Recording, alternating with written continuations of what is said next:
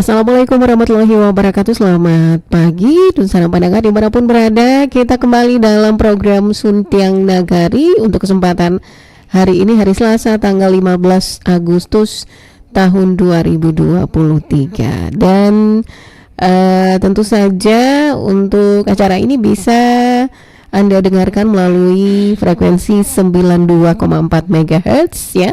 Kemudian juga melalui streaming rri.co.id, melalui RRI Playgo ya, dan juga RRI Playgo YouTube bisa dilihat langsung. Nah, wajah-wajah dari narasumber kita terutama untuk selasa ini dari Bundokan Duang Sumatera Barat. Kalau biasanya live visualnya hanya di YouTube, sekarang sudah ada di RRI Playgo ya. Oke.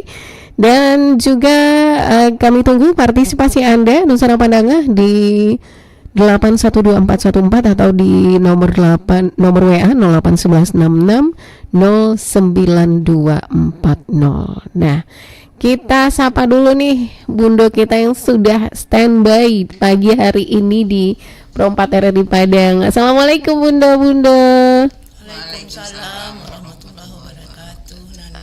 Iya, alhamdulillah seger banget, sehat banget Bundo kita pada pagi hari ini ya. Kalau biasanya hanya dengar suaranya melalui telepon ya, sekarang kita bisa lihat wajah-wajah Bundo kita. Senang sekali ya, Bundo sudah lama nggak mampir ke RRI Padang ya Bundo, sejak COVID ya. Dideketin dikit Bunda. Iya, digeser aja. Tapi mudah-mudahan sehat terus ya Bunda ya. Bundo Dian juga rencana mau datang juga nggak sehat ya Bunda ya. Sehat. Ya mudah-mudahan Bundo-bundo kita semuanya sehat terus agar bisa sharing sama kita di acara Suntiang Nagari. Oke, untuk tema kita Bundo kali ini, oh ya, belum dikenalin ya. Walaupun udah pada kenal ya, udah pada akrab wajahnya, tapi kita kenalin lagi deh. Ada Bundo Halen MPD ini yang pakai baju kurang warna hijau ya. Assalamualaikum Bundo. Waalaikumsalam warahmatullahi Iya. wabarakatuh. Selamat pagi pendengar setia Pro 4 RRI Padang. Iya betul sekali. Ada juga Bundo Yulita Hasmi yang memakai baju kurang warna biru. Assalamualaikum warahmatullahi wabarakatuh, pendengar RRI. Kita ketemu lagi di pagi ini. Betul sekali. Tema kita hari ini tentang ketahanan keluarga dalam perspektif adat dan budaya Minangkabau. Betul ya Bundo ya. Silakan pengantarnya Bundo. Makasih Ana. Assalamualaikum warahmatullahi wabarakatuh. Para pendengar setia Pro 4 RRI, kita bicara lagi tentang ketahanan keluarga dalam perspektif adat Minangkabau. Tema ini sengaja dipilih karena Sumatera Barat itu termasuk 10 besar angka perceraian. Jadi termasuk di Indonesia. Jadi sangat miris sekali kita dengan kondisi-kondisi ini. Makanya ini berhubungan dengan ketahanan keluarga. Secara umum barangkali kita bisa mengenal bahwa keluarga merupakan persekutuan hidup terkecil dari masyarakat yang terdiri dari ayah, ibu, anak, dan anggota lain yang hidup dalam satu rumah. Namun dalam masyarakat Minangkabau, keluarga itu tidak hanya keluarga inti terdiri ayah, ibu, anak, dan yang ada di rumah, tetapi juga termasuk ada keluarga besar yang disebut dengan kaum. Kaum ini terhimpun kekerabatan yang samande, artinya satu ibu, ada yang saparui, satu nenek, ada yang sajurai, satu keturunan, sakaum, dari satu kelompok, dan sasuku.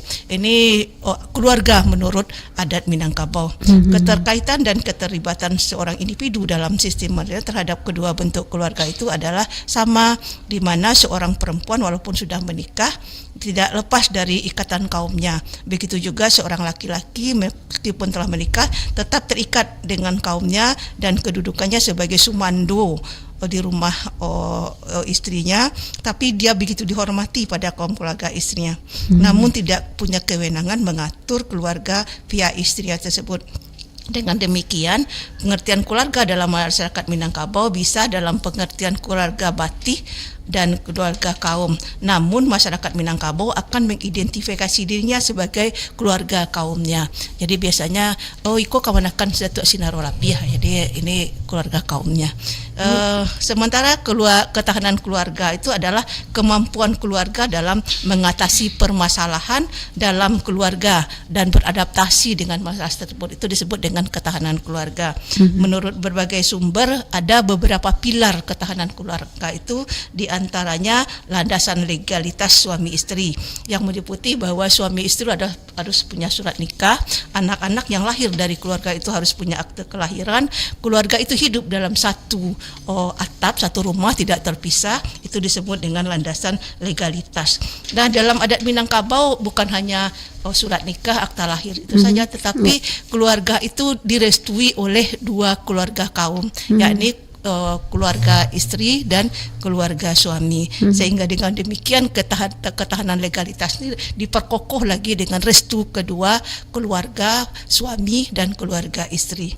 Yang kedua, ketahanan fisik, yaitu kecukupan kebutuhan pokok kesehatan keluarga. Anggota keluarga tidak ada yang sakit, menahun atau penyakit kronis, tempat tinggal layak, kondisi lingkungan yang subur memberikan kemungkinan kepada keluarga untuk bisa memberikan makanan dan kebutuhan pokok keluarga untuk mewujudkan ketahanan fisik keluarga. Di orang Minang yang di pantai ada ikan yang bisa disuplai, yang di gunung subur, tumbuh-tumbuhannya, tanaman-tanaman dan hewan-hewannya juga bisa untuk mensuplai ketahanan fisik. Kemudian ada ketahanan ekonomi, yaitu suami istri mempunyai penghasilan tetap minimal untuk mencukupi kebutuhan per bulan. Suami istri yang tidak memiliki utang yang mengganggu kehidupannya, suami yang memiliki tabungan untuk kalau anaknya sakit, ini disebut dengan ketahanan ekonomi. Dalam masyarakat Minangkabau, perempuan memiliki hak penuh untuk menguasai harta pusaka. Ini punya kontribusi untuk ketahanan ekonomi keluarga. Yang ketiga, ketahanan psikologis, yang meliputi keharmonisan keluarga, tidak ada kekerasan dalam rumah tangga terhadap istri, terhadap anak, ada perhatian dan kehangatan yang diberikan oleh keluarga terhadap anak-anaknya. Hal ini didukung pula oleh adat Minangkabau, yang mana dukungan kedua keluarga itu memberikan ketahanan psikis kepada anak, jadi kepada keluarga. Orang yang sekaum seberat seringan, sesaki sesanang, sebagaimana dikemukakan oleh adat. Kaba baik baimbawan, kaba buruk bahambawan. Artinya ada sesuatu yang baik dilaksanakan seperti perkawinan, berdoa dan lain-lain, maka sanak saudara hendaklah diberitahu agar mereka datang untuk menghadirinya. Akan tetapi sebaliknya sanak saudara akan datang tanpa dipanggil kalau ada kabar buruk. Ini merupakan satu bentuk dukungan adat untuk ketahanan psikis. Ketahanan sosial, budaya, hukum dan agama. Ini partisipasi keluarga dalam beragama. Orang Minang biasanya taat beragama dan punya partisipasi sosial yang cukup bagus. Kalau kita lihat rasa-rasanya adat Minangkabau itu mendukung ketahanan keluarga masyarakat Minangkabau. Namun yang terjadi sekarang di Sumatera Barat itu dikatakan merupakan negara dan provinsi 10 besar angka perceraiannya. Bahkan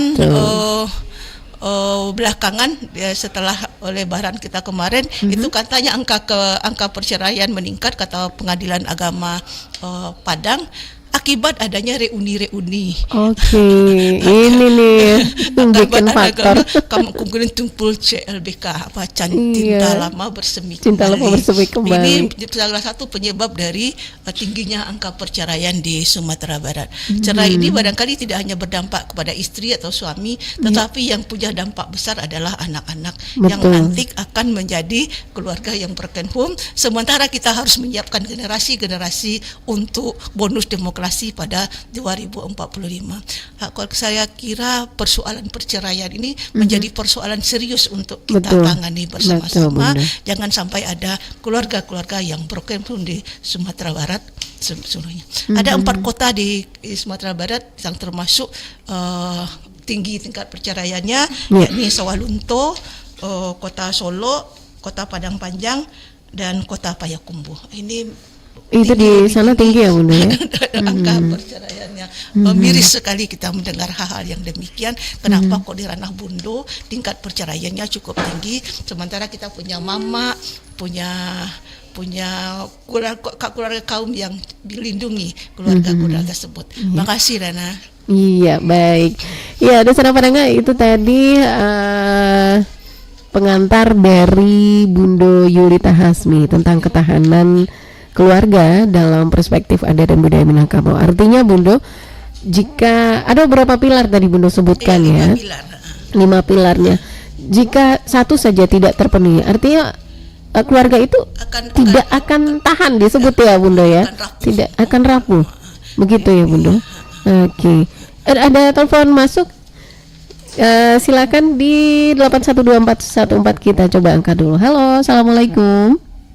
Waalaikumsalam, anak Bundo. Iya, Ibu Mel ya. Iya. Ibu Mel di Belimbing. Bali. Iya, di Bali. Silakan Bu Mel, pertanyaannya untuk bundo-bundo kita. Iya. Hal yang menarik yang Bundo sampaikan pagi ini, memang banyak di kalangan masyarakat nikah cerai. Iya. Seolah cerai ini permainan. Oke. Ini saya lihat ayah Bundo, apakah kalangan tua, kalangan muda, sama saja nampaknya. Saya lihat di pengadilan agama Durian Taruang itu ya Bundo ya, sangat banyak sekali, malah sedang menggendong anak bayi yang mau cerai. Ya, kita lihat masalah fisik itu rasanya timbal balik kuat. Cuma saja bagaimana caranya Bundo mengatasi tidak terjadi perceraian walaupun pihak ketiga, apakah dari mertua, dari ponakan, atau dari sanak saudara, atau dari teman sejawat. Nah, ini mohon penjelasannya Bundo. Terima kasih Ana Bundo. Iya, sama-sama Bu Mel. Waalaikumsalam warahmatullahi wabarakatuh. Ada Bu Mel di Belimbing. Jadi Bu Mel sangat-sangat khawatir sekali dengan tingkat perceraian terjadi, apalagi Bundo Halim juga menyebutkan tadi habis Lebaran itu sangat tinggi ya, Bundo, dan penyebabnya ada beragam. Di antaranya ya tadi ini katanya selain dari kondisi ekonomi dan kekerasan terhadap perempuan di rumah tangga, kemudian data juga menunjukkan bahwa usia perkawinan yang banyak perceraian ini sekarang 5 tahun. Iya. Jadi usia yang masih biasanya kan masih berbunga-bunga di usia 5 tahun perkawinan. Akan tetapi masalah rentan dengan perceraian. Barangkali kondisi ini menjadi hal-hal yang perlu kita sikapi bersama. Bagaimana peran nenek mama sebagai orang ketiga kalau dalam agama Islam, kalau terjadi perselisihan antara suami istri nggak bisa diselesaikan lagi, datangkan orang ketiga untuk menyelesaikannya. Orang ketiga yang adil tentunya, yang tidak berpihak kepada siapapun, karena perkawinan itu yang risiko perceraian itu yang utama bukan saja kepada keluarga itu sendiri, tapi dampaknya terhadap anak. Jadi kasihan anak-anak kita menjadi anak-anak yang broken home, padahal kita dikasih amanah oleh Allah untuk membesarkan anak menjadi anak yang saleh. Betul sekali. Oke, di studio sekarang juga sudah hadir ada Bundo Triana. Assalamualaikum Bundo Triana. Silakan mikrofonnya Bunda. Waalaikumsalam warahmatullahi wabarakatuh. Oke, apa kabar Bunda Triana? Dideketin aja dikit Bunda. Oke, sehat ya Bunda ya? Sehat. Kita sempat khawatir tidak bergabung bersama kita, Bunda Triana. Alhamdulillah ternyata bisa bergabung juga. Pastinya sudah kangen ya sama Suntiang Nagari ya Bunda ya.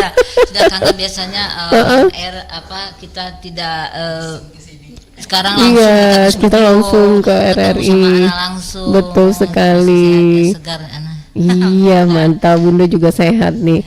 Oke, kita ke Bundo Yulita Hasmi dulu. Ini menurut Bundo Yulita nih, seperti apa nih kasus perceraian di Sumatera Barat ini? Karena ketahanan keluarga juga saat ini kalau satu pilar ya, istri, antara suami dan istri itu tidak lengkap ya, yang satu pilar itu tidak ada, maka ketahanan keluarga juga tidak akan ada, begitu Bunda.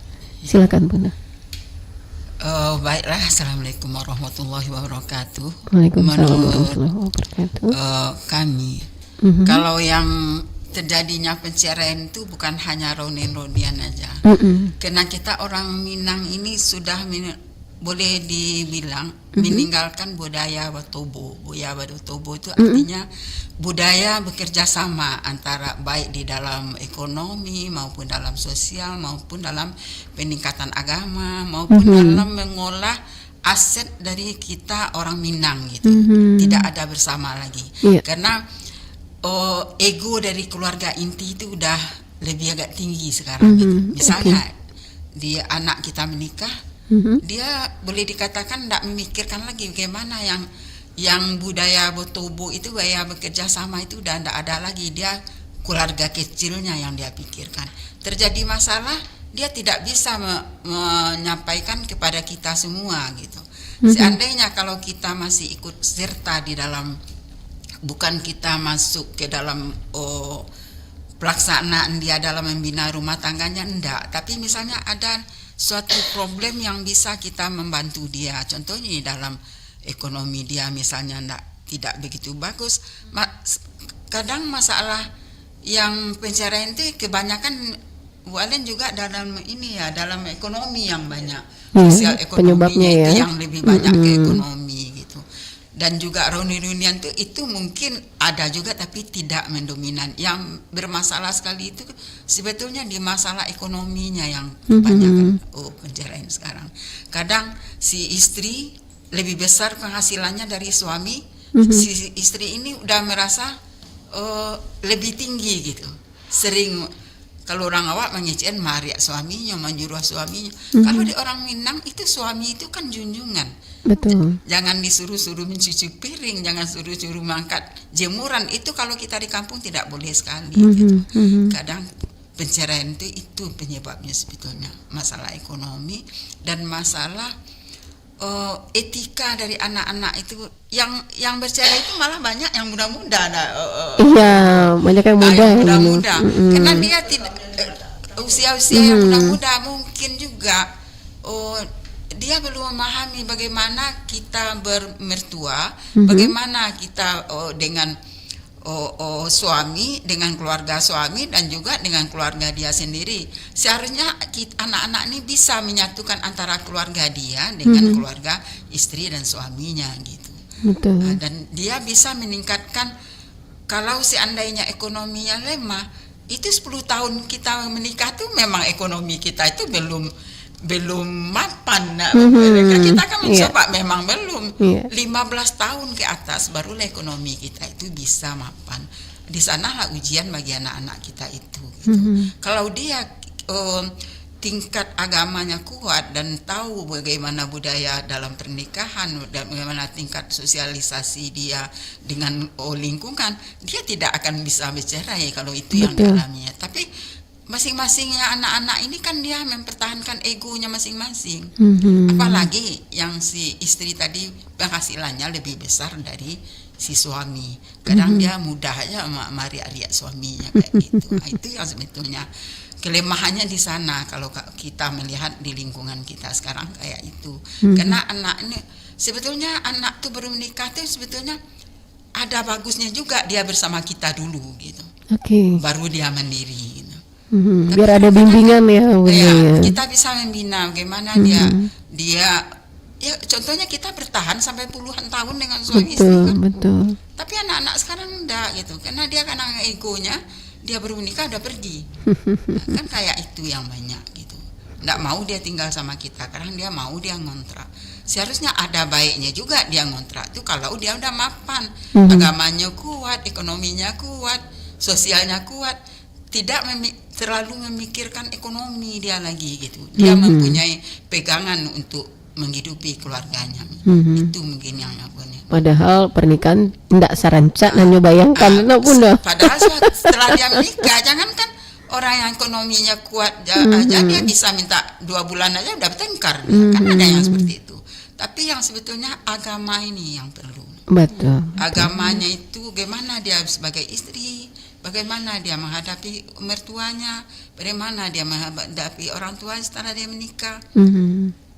Kadang-kadang kan yang si istri ini akhirnya laki yang mah dia kuasai gitu. Padahal yang si laki-laki itu kewajiban utamanya kan pada orang tuanya. Betul. Masih ada ada. kewajiban utama, masih ada. Mhm. Kewajiban anak perempuan iya pada suaminya. Mhm. Tapi kalau anak laki-laki kan enggak. Kewajiban utamanya orang tuanya. Betul. Itu yang harus kita tanamkan kepada anak-anak kita supaya jangan ya terjadi pertengkaran dan akhirnya minta cerai. Mudah aja mengucapkan cerai itu. Bisa mudah membalikan telapak tangan ya. Padahal udah 2 kali dia 3 kali dia mengucapkan cerai itu dia nggak boleh bersatu lagi. Tidak boleh dipermainkan Iya, kata-kata betul. itu. Jadi Sakral ya. jadi makanya anak-anak itu sebetulnya dikasih pendidikan pranikah namanya. Tahu bagaimana menurut agama ini bagaimana, menurut sosial masyarakat ini bagaimana. Nah, itulah mungkin. Iya. Kita coba angkat lagi yang satu ini, Bunda. Halo, assalamualaikum. Minta maaf ya nak ya. Iya. Gimana Bu Mel? Waalaikumsalam warahmatullahi wabarakatuh. Selamat pagi ya Umi, ya nak ya. Ibu Bunda tadi. Iya. Saya dengar interaktif daripada Umi tadi masalah perceraian di kalangan masyarakat. Ini kembali kepada nenek mama dalam budaya Minangkabau. Sementara kita lihat peran nenek mama ini boleh dikatakan tidak ada nampaknya. Entah mama itu jadi masalah pula itu kita tidak tahu ya. Cuma kalau saya lebih cenderung mereka itu menyadari memandang anaknya keduanya atau memandang anaknya bagaimana jika saya pergi, bagaimana pendidikan anak saya. Sebab di sekolah pada umumnya orang tua yang cerai itu anaknya banyak bermenung, melamun, lebih-lebih SD. Merasa minder dari temannya. Jadi bagaimana nih kita mensikapi supaya jangan terjadi hal yang demikian. Mudah-mudahan dari penjelasan Umi yang sebabnya nasional ini. Iya, ini Bunda. Ini Bunda Bu Mel.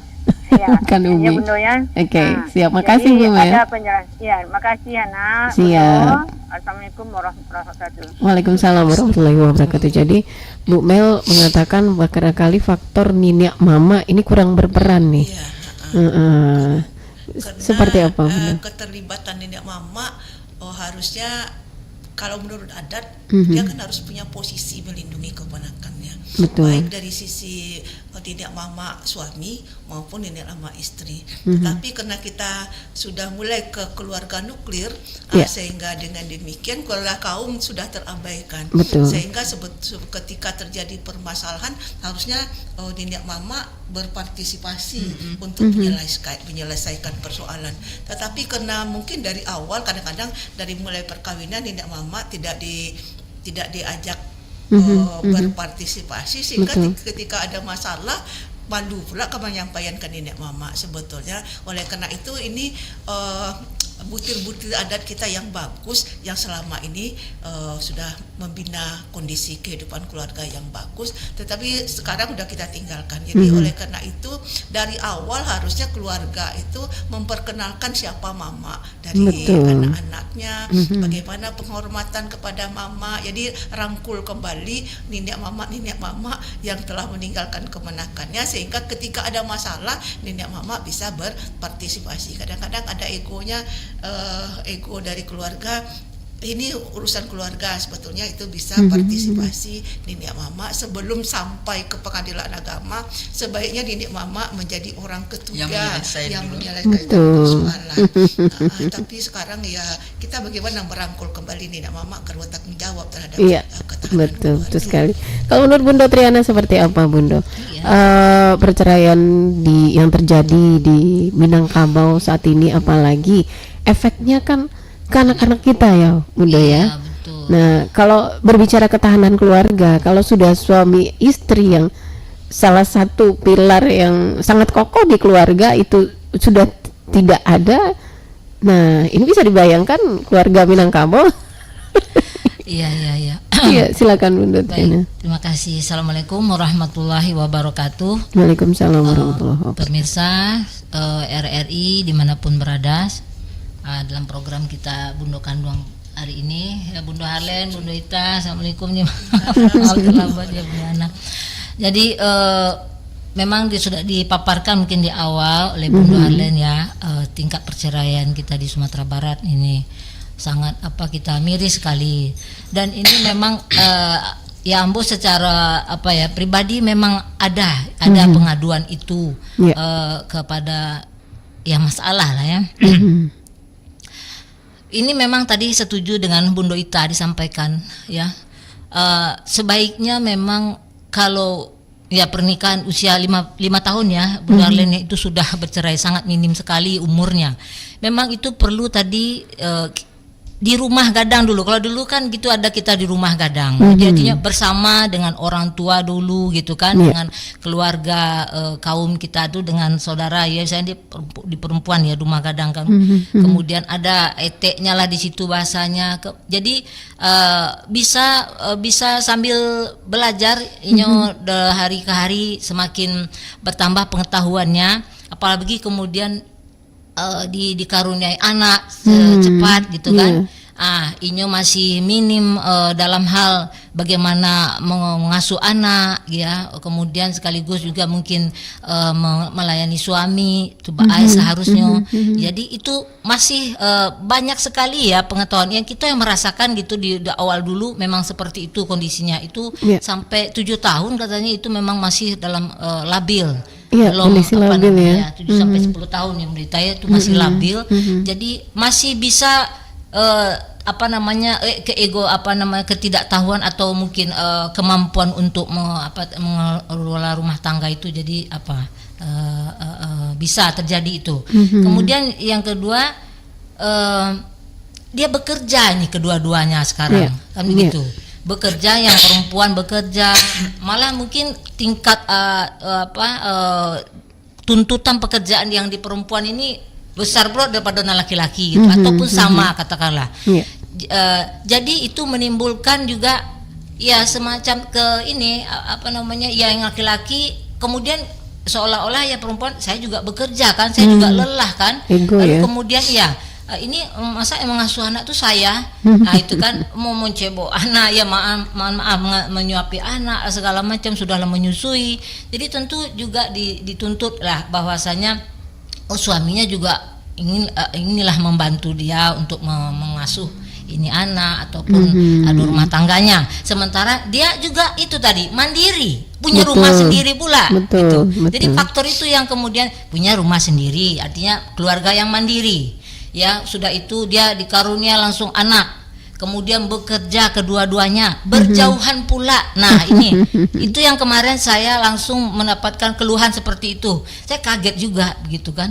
Kenapa dia kok timbul dari perempuannya ini ingin berpisah padahal sudah mereka saling berkenalan satu sama lain, tidak pula dijodohkan katakanlah seperti itu kan. Sangat miris sekali. Kemudian mereka langsung saja spontan tidak memberi katakanlah ini dulu, berbagi dulu mungkin ada kepada mungkin ibunya katakanlah ya gitu, pihak keluarga ini tidak. Jadi langsung mengambil kesimpulan. Kalau kita tahu masalahnya, kemudian kan sebagai keluarga besar katakanlah, ini bukan hanya yang tadi itu kan keluarga inti saja. Nah kalau itu kita bisa memberikan solusi mungkin ya kan, memberikan berbagi pengetahuan. Tapi itu yang dilihat ternyata seperti itu, keberaniannya untuk kemudian menyampaikan bahwasanya dia tidak ingin berpisah seperti itu. Ya kemudian ada lagi faktor lain, media sosial. Ya selain reuni-reunian tadi ya, bisa jadi juga mungkin kita dengar juga ada seperti itu. Ini media sosial juga. Jadi ya mohon maaf karena anak-anak zaman yang milenial ya, dia ini ada kalau di medsos seolah-olah ya perempuan berani menyatakan, lalu kemudian kalau begini suaminya dia kan berani ya. Jadi seolah-olah itu kemudian jadi contoh, dia tuh panutan udah bagi mereka dengan dengan seolah-olah ya saya nggak bisa juga, samalah seolah-olah ada dorongan meniru, mencontoh yang seperti itu. Padahal itu kan ya tidak benar gitu kan. Nah ini yang jadinya juga kalau menurut pendapat saya, karena melihat kenapa terjadi hal seperti itu, ternyata ditelusuri itu yang terjadi. Jadi Kemudian ada lagi support sistemnya. Kadang orang tua sendiri kadang kan tidak mau pula. Ampun ndak lah anak syariah lah lo mah atau cucu lo lah gini enggak mau. Dia pengen bebas pula. Nah, kalau menurut sebagian dari kita di Minangkabau kan ya bagaimanapun juga kita akan memelihara keturunan kita, garis keturunan ibu kita ini ya kan. Iya, betul. Ya, garis keturunan ibu itu kita jaga bagaimana supaya bisa katakanlah langgeng abadi ya, langgeng sampai kemudian kita anak cucu, cicit dan seterusnya, itu bisa kita pertahankan ya, agar bahagia akhirnya dunia akhirat, keluarganya sakinah mawadah warahmah, tidak hanya sekedar di mulut ya, tapi kita juga memberikan suri toladan. Jadi seorang bundo juga di ini bagaimana anak menantunya itu supaya bisa melaksanakan keluarga yang sesuai dengan syariah Islam ya, adat dan kita Minangkabau gitu. Betul. Jadi juga perlu dia memahami. Kadang-kadang kan begitu, yang orang tua sendiri nggak paham bagaimana dia juga bisa memberikan katakanlah solusi ataupun mengarahkan anak dan menantunya ini ya supaya bisa melaksanakan syariah Islam dan adat Minangkabau kita yang memang dari dahulu itu sudah kita lihat banyak sekali ya kemanfaatannya untuk kehidupan kita, kemaslahatan umat, seperti itu. Betul sekali. Nah, ya. Sebanyak apapun masalah ya Bundo ya, ya yang namanya perceraian terjadi di sebuah keluarga memang banyak faktor sih sebenarnya. Namun sebanyak apapun, apakah kita orang Minangkabau ini punya falsafah kan ya Bundo ya? Falsafah adek bahasa di syarat bahasa di ketabula. Harusnya apa itu tidak bisa diterapkan di dalam kehidupan kita, terutama untuk ketahanan keluarga kita di Minangkabau. Menurut Bundo seperti apa? Silakan Bundo Halen atau Bundo? Kalau yang untuk ketahanan rumah tangga kita itu, baik anak-anak, kita kerjasama. Mulai dari mandi, mama, nenek mamanya, apapun yang terjadi di dalam rumah tangga anak kita rangkum dia dulu. Kita tanya, apa masalahnya? Kalau masalah ekonomi, kita bantu. Kan kita punya pusako. Kalau orang Minang ini kan punya pusako. Jadi anak ini juga jangan terlalu mempertahankan egonya ingin hidup mandiri gitu. Jadi nanti kita bekerja sama dalam mendidik anak itu, bekerja sama dalam, kalau memang dia belum mampu untuk membiayai ekonomi rumah tangganya, kenapa dia harus sungkan sama orang tuanya? Kan dia tahu misalnya orang tuanya punya. Dan juga kita sebagai orang tua, kita akan coba dulu. Kalau perkawinan kita tuh 5-10 tahun tuh secara ekonomi itu kita masih belum dikatakan belum mapan. Kita sebagai orang tua juga mau membantu gitu. Jangan mentang-mentang anak sudah menikah dilapihkan saja gitu. Jangan kita seperti itu. Supaya anak ini rumah tangganya jangan terlalu, bisa jadinya baca kak saya tahu deh. Karena masalah ekonomi itu kita tanya dulu, kita rangkum anak-anak tuh. Itu makanya bekerja sama di dalam, walaupun dia rumah tangganya anak kita, rumah tangga kita, keluarga besar lah, kita persamakan gitu. Di mana masalahnya dimufakati dulu gitu. Itu menurut. Iya, kita coba angkat lagi di 812414. Halo, assalamualaikum. Waalaikumsalam Ana, maaf ya Naya 3 kali. Nggak apa-apa Bundo. Bu Mel, silakan Bu Mel. Ada yang masih mengganjal barangkali? Saya mendukung pendapat Bundo tadi. Itulah yang saya harapkan jawabannya. Sebabnya apa? Ini mama perannya boleh katakan ada. Tapi orang tua sangat berarti bagi kedua remaja yang sedang berumah tangga ini. Untuk menengahi masalah perceraian ini. Sangat penting peran orang tua. Lebih-lebih keduanya kerja. Anak gimana? Perang lagi. Jangan timbul pula lagi nak Bundo. Saya 10, kamu 11 ya. Kamu berselingkuh, saya pada balas. Itu yang banyak terjadi Bagus. sekarang. Bagus untuk penjelasannya. Terima kasih ya Bunda. Iya, sama-sama Bu Mel. Assalamualaikum warahmatullahi wabarakatuh. Waalaikumsalam warahmatullahi wabarakatuh. Wah, Bu Mel ini cukup mensupport ini, mengapresiasi Bunda. Silakan Bunda, barangkali ada tanggapan Oh, iya. dari support Bu Mel juga boleh, atau dari pertanyaan saya tadi juga tentang falsafah adat kita. Falsafah adat kita, adat masih disyarak masih kitabullah. Dalam agama Islam, cerai itu suatu hal yang halal tapi sangat dibenci oleh Allah. Kenapa kok sangat dibenci oleh Allah? Karena dampaknya sangat banyak yang negatif daripada yang positif. Oleh karena itu, sebelum pergi ke pengadilan agama, bertanya-tanyalah ke orang tua dulu, ada bunda kandung, ada mama, ada segala macam, untuk meredakan hati yang sedang panas itu.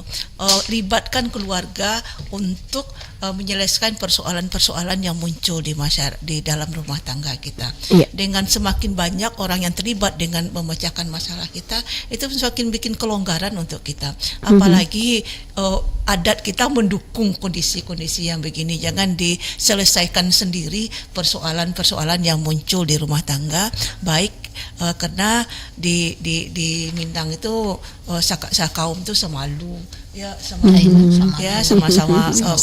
sama-sama malu kalau anaknya ditinggalkan oleh suaminya, atau tapi yang mirisnya kita ini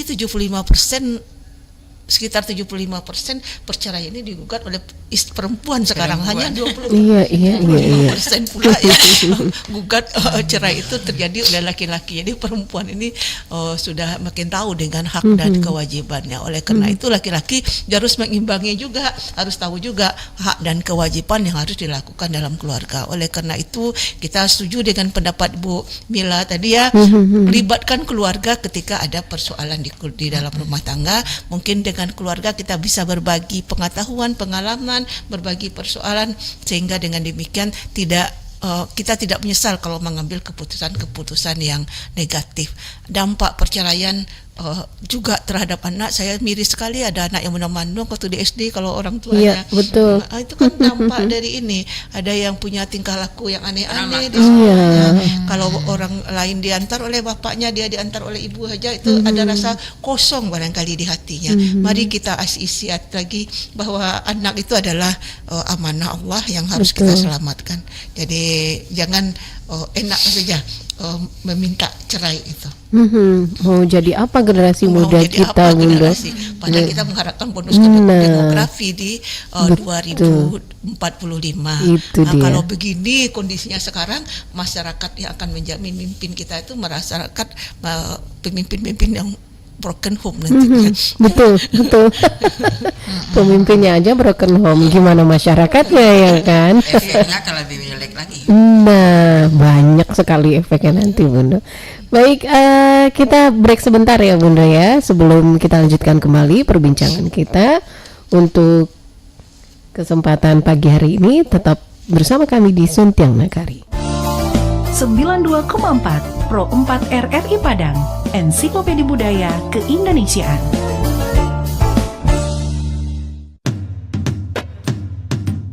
Bumi Minangkabau tidak hanya terkenal akan keelokan alam dan kenikmatan kulinernya, namun juga adat budaya yang turun-temurun terus dilestarikan. Salah satunya adalah Silek Lanyah, sebuah seni bela diri yang sudah berkembang lama di Sumatera Barat yang berasal dari Desa Wisata Kubu Gadang, Kelurahan Ekor Lubuk, Kota Padang Panjang. Pertunjukan seni ini biasanya diadakan setelah panen sawah dan di sawah yang basah atau berlumpur. Gerakan yang diperagakan dalam Silek Lanyah merupakan turunan dari gerakan silek yang ada di Minangkabau. Uniknya lagi, para pemain silek di Desa Wisata Kubu Gadang didominasi golongan muda. Meski mereka tidak sejago para tetua, pesona setiap gerakan yang ditunjukkan tetap pancarkan gelora.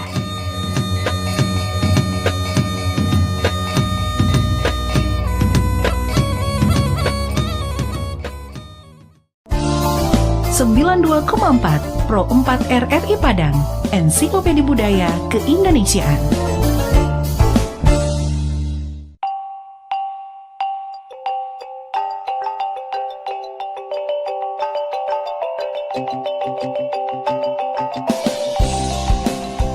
Malin Kundang, sebuah legenda yang dipercaya dulu pernah ada dan terjadi di Sumatera Barat. Malin Kundang erat sekali hubungannya dengan tradisi dan kebudayaan masyarakat di Minangkabau. Malin Kundang dan kisahnya adalah cerita yang tepat untuk memahami tentang perjuangan hidup, juga tentang bagaimana seharusnya bersikap kepada orang tua. Kita diceritakan bahwa dulu Malin Kundang, begitu dia dipanggil, seorang pemuda Minang yang tinggal dan hidup bersama ibunya. Malin sebagai laki-laki Minang pada lazimnya di masa itu, berniat untuk mendapatkan kehidupan yang lebih baik untuk dirinya dan ibunya. Malin meminta izin untuk merantau, yang sampai saat ini masih dilakukan banyak pemuda di Minangkabau. Izin merantau diperoleh, perjuangan Malin baru saja dimulai. Perjuangan yang kita tahu tidak pernah mudah. Dengan segala usaha, Malin tidak pernah menyerah. Hingga suatu saat, usahanya berbuah. Dia berhasil dengan apa yang selama ini diusahakannya. Kehidupannya pun berubah. Malin juga menjadi orang yang sangat berbeda. Dia lupa dengan niat awalnya, membuat hidupnya dan ibunya lebih baik dari sebelumnya. Tetapi Malin hari ini adalah Malin yang sudah lupa dengan ibunya. Bahkan sampai ia bertemu dengan ibunya, Malin tetap tidak mau mengakui bahwa wanita itu adalah ibunya. Hingga kita tahu ujungnya, seorang ibu yang sudah sakit hati dan seorang anak yang sudah keras hatinya menjadi pelajaran bagi kita semua. Malin Kundang dikutuk menjadi batu, dihancurkan oleh apa yang selama ini diperjuangkan. Begitulah Malin Kundang. Jejaknya masih bisa ditemui hari ini. Jika berkunjung ke pantai air manis di Kota Padang, kita akan menemui batu berbentuk manusia yang dipercaya sebagai Malin yang dikutuk. Entah benar atau tidak keberadaannya, beberapa hal dari cerita Malin Kundang bisa kita ambil sebagai pelajaran.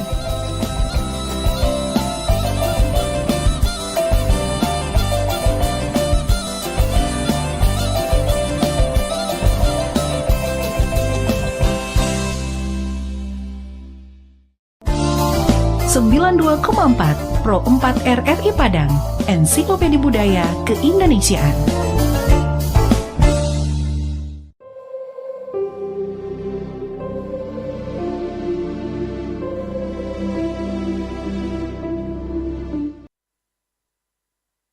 Ya, Dosana Padangan dimanapun berada, kita kembali ya masih dalam acara Suntiang Nagari untuk kesempatan pagi hari ini, masih membahas tentang ketahanan keluarga dalam perspektif adat dan budaya Minangkabau. Kita ke Bundo kita lagi nih, Bundo, dalam mengatasi perceraian yang terjadi saat ini untuk ketahanan keluarga kita di Minangkabau ini, menurut Bundo faktor yang paling penting yang harus ada dalam mengatasi perceraian tersebut seperti apa, Bundo? Mungkin Bundo Triana dulu, silakan.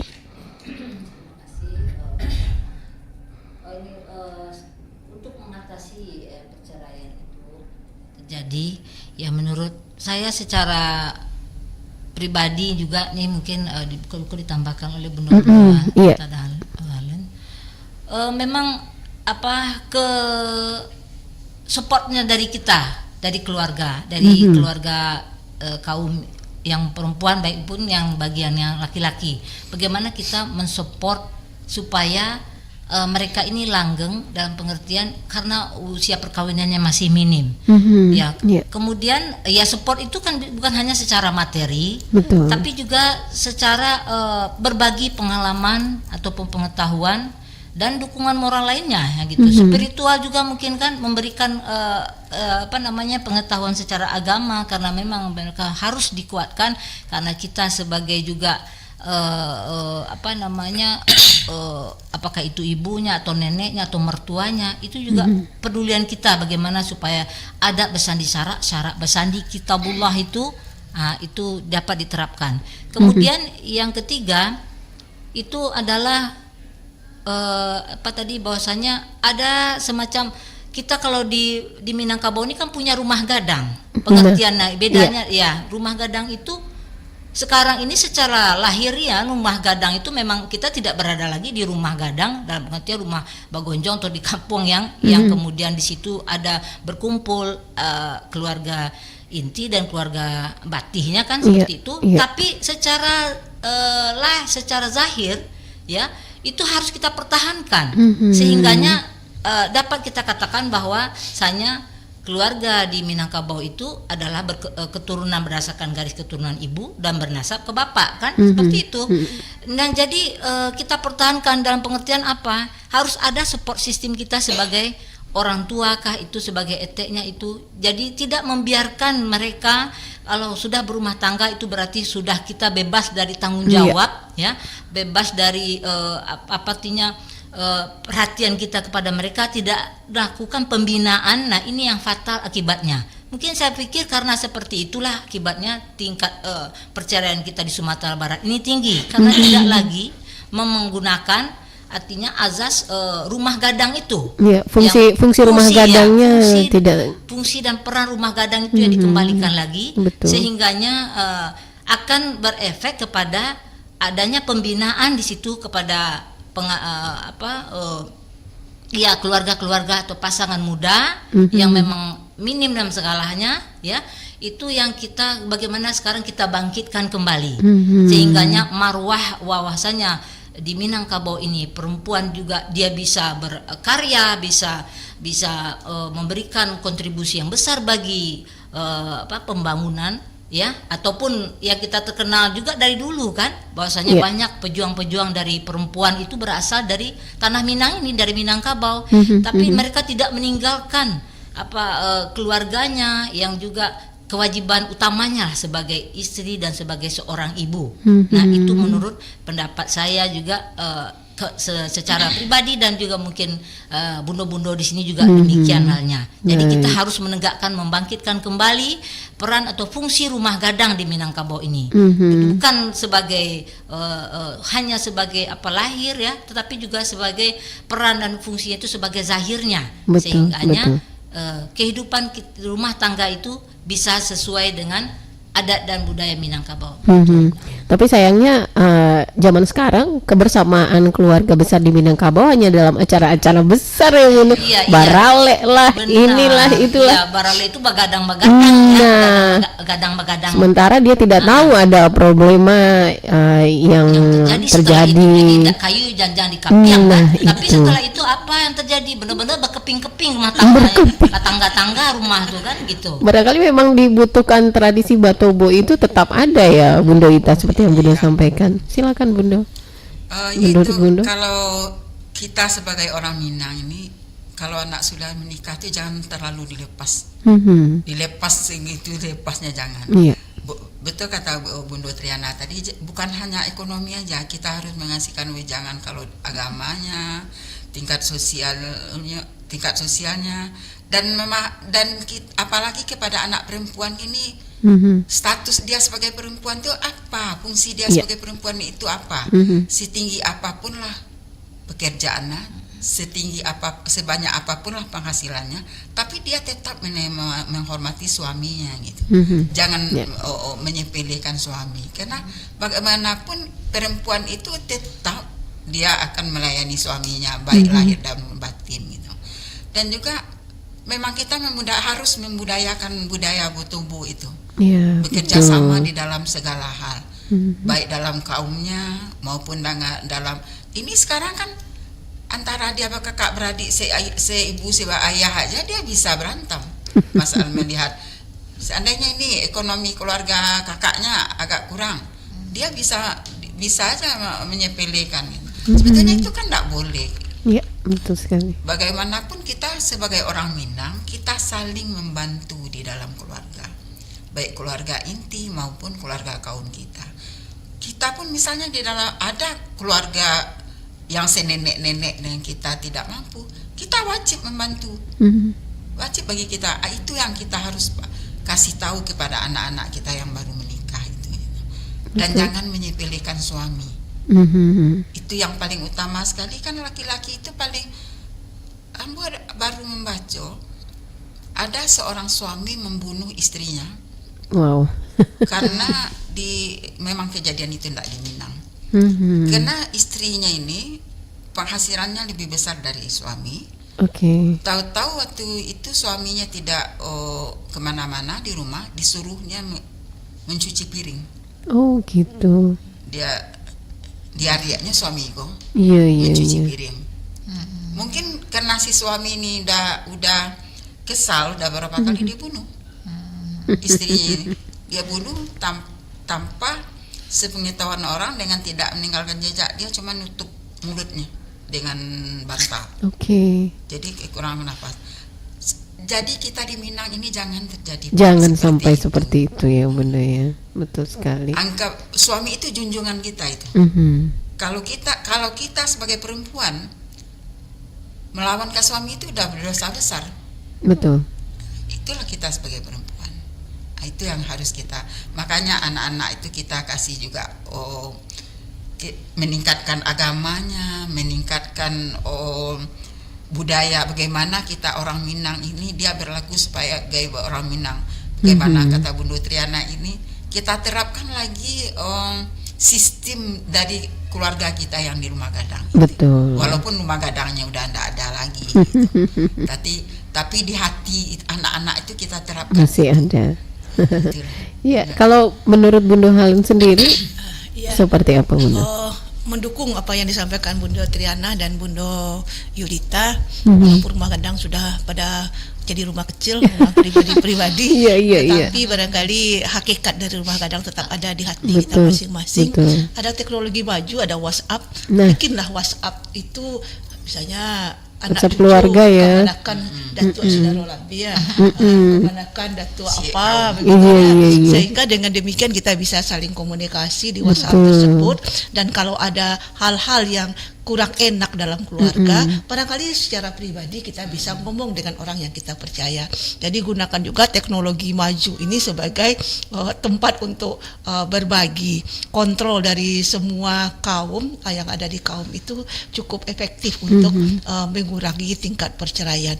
Jangan cepat-cepat saja ke pengadilan agama untuk mengajukan cerai dan segala macam. Terlalu cepat mengambil keputusan. Terlalu cepat nanti menyesal. Mari kita bagi dengan keluarga inti yang ada di kaum kita, dan kita yakin kaum kita itu, keluarga kita itu tidak akan mencelakakan kita, selalu akan memberikan support terbaik untuk kita. Jadi memanfaatkan potensi adat yang begitu bagus di Minangkabau dengan menggunakan teknologi-teknologi yang ada sekarang. Bikinlah sekarang WhatsApp-nya Kamanakan Datuk Sinarolanda.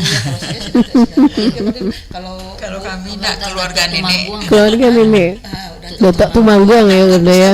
Sehingga dengan demikian seluruh ranji-ranji yang ada di sana yang termasuk keluarga kita masih utuh di sana, sehingga kita bisa say hello, say bagaimana kondisi sekarang, dan ketika ada persoalan bisa WhatsApp pribadi dengan orang yang dipercaya untuk berbagi. Mungkin dari keluarga itu pasti ada orang-orang yang bisa dipercaya untuk berbagi. Bisa jadi kondisi pribadinya, WhatsApp pribadinya yang tadinya sama-sama. Terima kasih. Barangkali memang apapun, sebanyak apapun faktor penyebab perceraian, yang paling penting mengatasinya adalah menghidupkan kembali fungsi Rumah Gadang itu, karena di situ bisa kita memberikan pendidikan atau edukasi kepada pasangan tersebut, dan apapun lah semua peran di Rumah Gadang dihidupkan kembali. Betul ya Bunda ya? Baik. Terima kasih banyak Bunda untuk waktunya di Suntiang Nagari pagi hari ini. Aduh, senang sekali kita kembali bersama di RRI Padang ya. Jadi melihat wajah-wajah Bunda kandung kita. Insya Allah minggu depan kita ketemu lagi ya Bunda. Insya Allah. Baik, Nusana Pandangan, demikian tadi kebersamaan kita dalam Suntiang Nagari untuk kesempatan pagi hari ini bersama Bundo Kanduang kita. Ada Bundo Halen, Bundo Yulita Hasmi, dan juga Bundo Triana. Dan minggu depan Suntiang Nagari akan kembali di jam yang sama di Perempat RRI Padang, Suara Budaya Sumatera Barat. Assalamualaikum warahmatullahi wabarakatuh. Pro 4 RRI Padang. Telepon 0751 812 414.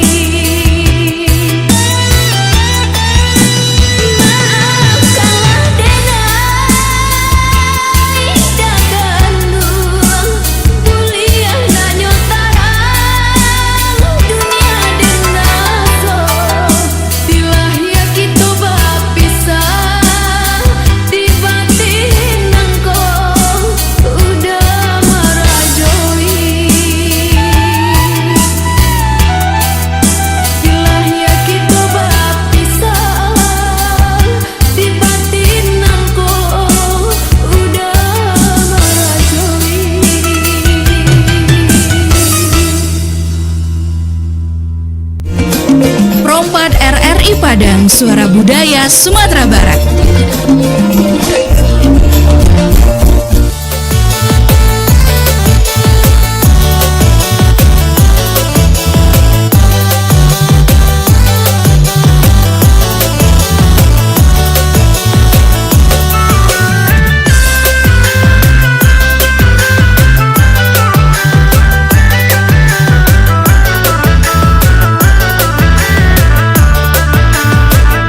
Kayu dirimba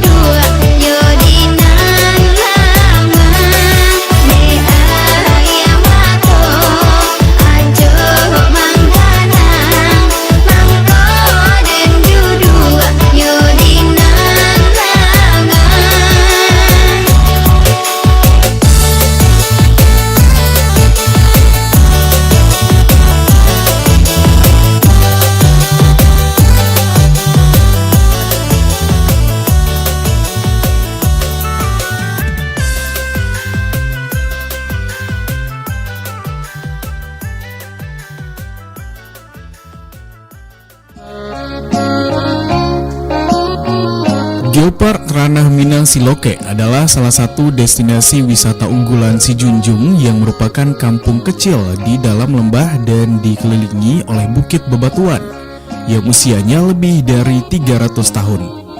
Destinasi wisata ini berlokasi di bagian timur Sumatera Barat, persisnya di Sijunjung.